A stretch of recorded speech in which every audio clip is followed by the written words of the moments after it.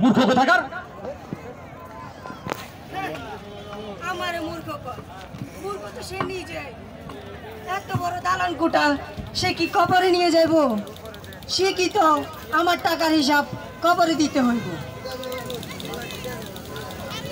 আরে বাদ যাবে না ভাই কৃষকেরও কথা, পুরা জীবনটাই তার মাটিতে গাঁথা।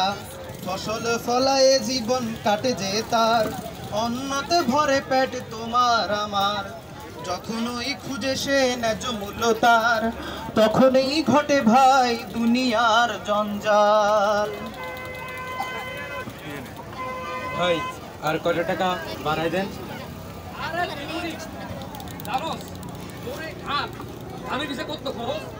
এই ধান আমি চাল বানাবো ভাঙাইয়া, এরপর এটা বস্তায় বসবো, এরপরে মজুত করবো, আর কত খরচ। আর শোন, বাজারে তাহলে দাম পড়ে গেছে, যা দিছি তাই রাখ, বেশি কথা বলিস না। হ্যাঁ, আমার হিসাব শিখায়।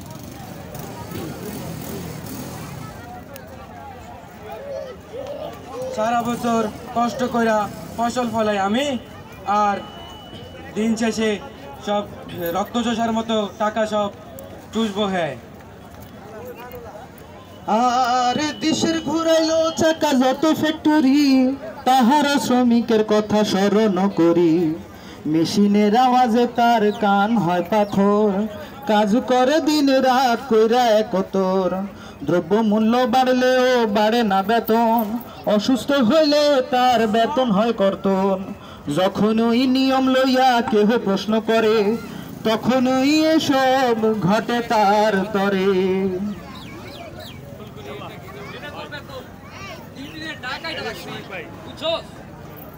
স্যার আমি তো বলছিলাম যে আমি অসুস্থ ছিলাম, তবু কাইটা রাখলেন যে। তুই অসুস্থ আমি কি করবো? তুইও কাজ আসুস নাই, টাকা পাস পাই শেষ। স্যার, ও তো ভুল কিছু বলেনি, এটা তো আমাদের অধিকার। তুই আমারে অধিকার শিখাস? কালে তুই কাজ আসবি না, বুঝছস? কাজ আসবি না তুই, তুই একজন গেলে কিচ্ছু হবে না, আরো 10 জন আসবে। যা ভাগ। এত কম টাকা, এত কম টাকাতে আমি কি করব? ঘর ভাড়া দিব নাকি ঘরের জন্য বাজার করব?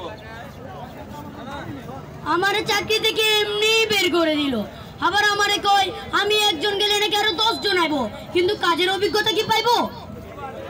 থাক, এইসবের বিচার আল্লাহ করব। হ, এসবের বিচার আল্লাহই করব। আমাদের তো আর কেউ নাই, আল্লাহর কাছে বিচার দিলাম। দুঃখ কষ্ট তাদের ভাই দেখার কেহ নাই, তাই তোরে ভাই আল্লাহর কাছে বিচার দিয়া যায়।